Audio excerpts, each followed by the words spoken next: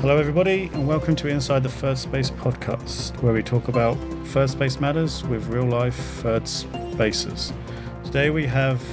My name is Emina Abroon. I'm an education developer teaching fellows and professional development support in the Faculty of Law and Justice.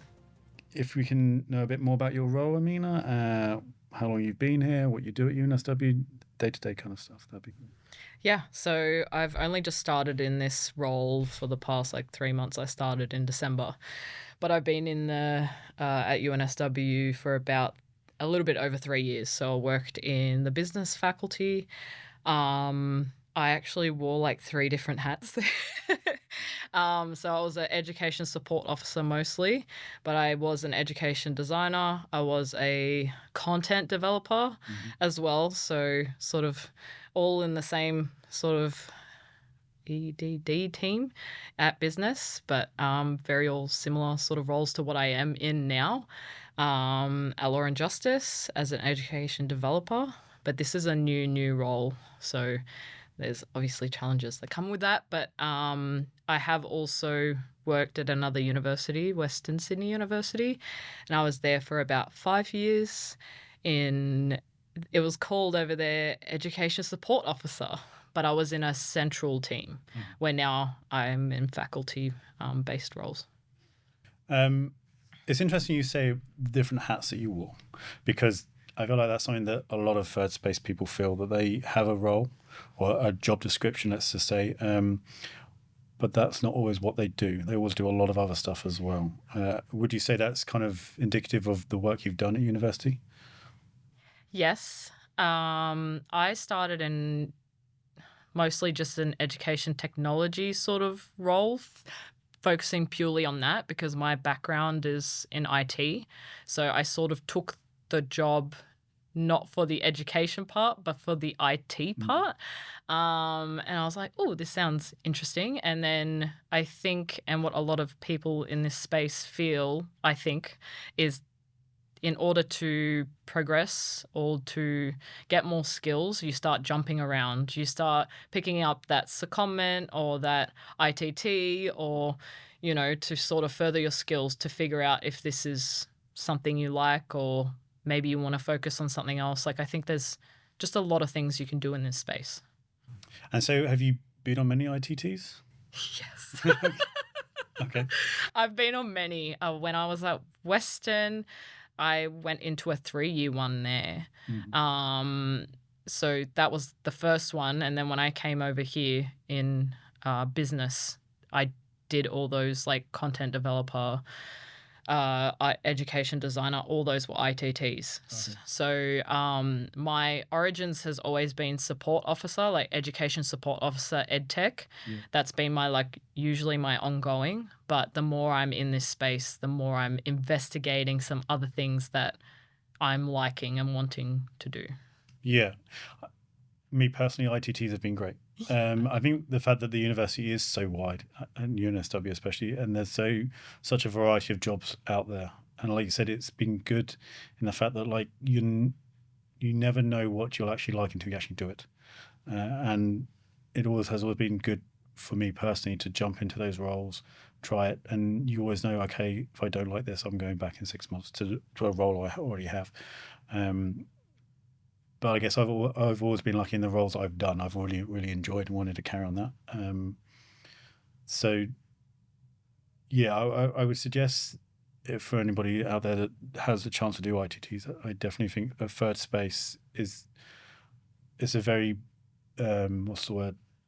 helpful in finding out what you want to do, because the third space can be very nebulous in that fact of not knowing what you want to do.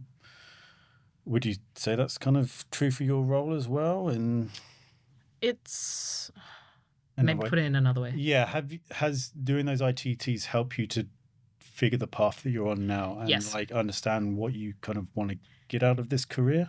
Yep. And it's also strange we say career because, like you said, you were in IT focus at the beginning and I never thought I'd have a career doing this. When I first started, I was a technical officer, and now I'm an ed dev. I thought it would always be in the technical side. So, and again, like we said, in the next 2 years you might be doing something else. So Yeah, like I think for me, I thought I'd just go deep into some IT sort of realm, do networking. I hated programming. I was never going to do that, but IT support wasn't something that I wanted to continue doing. That's what I started doing at at the university as a yeah, student casual. And when I saw the job, I was like, hey, this actually sounds like IT. Like, and this is the weird thing that also gets brought up, I think, for us, if you are doing the education technology sort of side of it. Well, you're IT. And it's like, well, no. Maybe in some instances, yes, we sort of act like that, but we want to help and build their capacity more so than doing the technical part. There's a whole other team for that. Like I found myself either going that way or coming this way, but weirdly, like when I was in high school, I wanted to be a high school teacher. So I've weirdly come full circle in a weird way. I've just stayed at the university. I've just not gone back to that. It helped me decide that this is what I cared about. I care about the IT stuff, but I find myself in a position where I want to bring the two together. And how can technology enhance the pedagogy stuff, and how can we make that better by using technology? Yeah, I've got all this really cool and amazing background, but we live in a tech-based world. That's all we're doing. And if you're not using it, then you're behind. So it's sort of trying to bring those two things together that I care about, because I've been in universities for so long, and finding what that is for me. And the answer is I don't love tech more than I love the education side. I love both. And I'm finding myself now, it has helped me figure out what I want to do. and what you don't want to do Yeah, as well. exactly. Because I like the tech. I'm comfortable with the tech, but I like to be put in a I want to learn new things and give myself new challenges. And I love helping people and teaching people. And at the beginning, it wasn't about teaching the students; it was about teaching the teachers, Yeah. which I guess is a bit of a controversial way of like sort of putting it. But yeah, it has helped. It really has helped. And it's also interesting saying about being in IT, or that the IT person, where you get asked, oh yeah, okay, my Moodle quiz, you can help me with that, but also you can help me with my email, or in that kind of respect. And it always reminds me, one of the biggest kind of like issues we have in the third space is where you want to be proficient and show expertise in a certain area, but you don't want to be pigeonholed as that person, because then you do have a lot less room to maneuver. Oh my God. I am trying at the moment to focus on not just being the ed tech girl, or like that's all I know. I know a lot and I need to give myself more credit. Like I've started to, well, I'm nearly finished actually. I'm doing my master's in education. That's how serious I am about what I'm doing. And yes, I know all that stuff, but I know all these other things. I think it's just harder to get your point across in regards to the pedagogy sort of side of things. When it comes to IT, someone sort of comes to you and you answer the question, you help with the problem. Oh my God, you're awesome. But with the education side, it takes a little bit more time to get to that point, to plant the seeds and to finally sort of get your point across. I think it's also value. I mean, a lot of educators are happy to say, look, I don't really care about IT or the value of IT, so I'm happy for you to do my IT for me. Not many educators are like, I don't care about the education. I know about the education, even if they don't know about the education. So I think it's harder to break those walls down to make those collaborations in certain areas, especially in areas that they deem more valuable, if that makes sense. But yeah, and it's also, I guess, you don't want to be pigeonholed to being this person or that person, but you want to have an expertise. You don't want to be that jack of all trades that can't do one thing. Yeah, yeah. Like I think it's a blessing and a curse, because it's sort of like you become the go-to, and I do that to myself a lot. Like Yeah, but it's sort of like I just want to know those things so that I can help that person more, or direct them to the place that could help, or someone that could help yeah, with that. I think knowing things is important in like the third space, just being aware. And yeah. it's sort of like a weird thing to say out loud, but No, one thinks is important. yeah. But it's also, like you said, that balance, finding that balance. If you do become that expert, you are known for that. You don't want to be pigeonholed, but if you start not doing that, then who are you? And that sense of identity kind of maybe diminishes. Also, the reputations you build up along the way based on that one thing maybe diminishes as well. So I guess we've just created this third space community. Well, I mean, like get together, I guess, for people in the third space. But Emina, you have thoughts on that? Yeah, like I think just regarding the third space, the first time I heard about it was when there was the session at the Education Festival, and I was like, oh, third space, what is that? The third space is something that I know I've always been in, but never had a name for it. It was something that I didn't know what it was called, but when I saw that name, I'm like, that's where I am, that's where I belong. And that's, I think, where a lot of people find themselves, but they have no idea what it's called. It's just a spot where we sort of don't quite fit in the academic or even the professional sort of spot. And when I saw the podcast, listened to the other podcasts, I'm dying to go talk to them and to get to know people from that area. And it was something that I've just wanted to start myself. So it's great to see that this space is being created. And if anyone feels like that out there, please reach out and just connect. Like, it's not too much of a heavy sort of thing to do, but please connect and join a network. I think it's very, very, very valuable.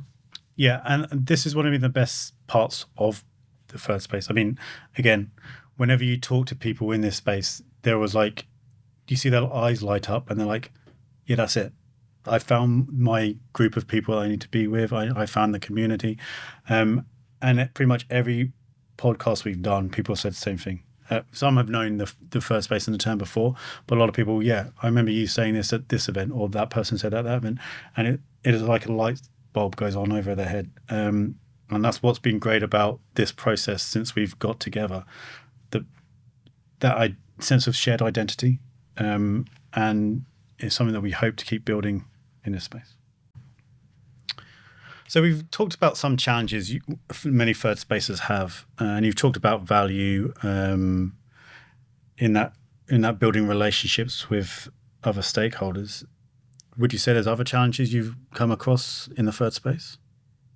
Yeah, like I think one thing is definitely sort of proving or trying to explain why I'm important and like the purpose of my role and how I can be useful.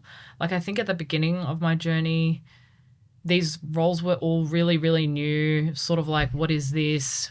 Why are you here? Why are you trying to tell me how to do my job? I've been doing fine without you. And like, I think now it's like a little bit different where there's a lot more of us. It's a lot more normal. There's teams. It's not just like one sole person or two people working in an entire like centralized sort of team, right? I think I still find myself struggling sometimes to be like, well, this is how I can help you. This is where I can guide you on maybe some changes you can make with your course learning outcomes or your assessment structure. Not because there's nothing wrong with how you have it now, but there are some new things that have come up that could, impact that, especially like generative AI and things like that. So I think sometimes just fighting and trying to explain the purpose of myself is hard. Yeah, and also just trying to have those diplomatic skills to make your role work, I guess, is the hardest part, because like you say, some people do get defensive about their education, and it's understandable if they've taught that way for a certain amount of years and it's gone well. There is that aspect of like, what do you know? Why are you here telling me what I need to do? So that's definitely a challenge that many people in the first space feel. What advice would you give people new to the system, or who would consider themselves third space? What would you say to them, or I guess to yourself, those years ago when you first started, you had ideas of IT, what would you go back and say to do? I wouldn't change anything. I think when you find yourself in this space, it can literally take you in so many directions, whether that is on the educational technology, whether it's on the video production, the podcast sort of stuff, media creation, or if it's the education sort of design. Don't limit yourself to one thing. I would say figure out or get a sprinkle or a taste in your team that you start in of what everyone does, and you'll start to find what you like. Sort of ride the wave, if that makes sense. I would tell myself to also go with the flow. Yeah. Um, if your aim is to be a manager or to lead projects, all these things are possible in this space. Like, it's literally endless. I would say there's a bit of like every role, or like anyone could really step into these roles. Like, it's such a diverse sort of thing. You can have no education sort of experience whatsoever, step in and still find something that will fit for you. That's sort of the best way that I can describe it. Find where you fit, I guess. Yeah. Is the way to put it. Yeah. Thank you, Emina, for joining us and sharing your insights. To the listeners, thank you for tuning into Inside the Third Space. Until next time, stay curious and keep exploring the third space.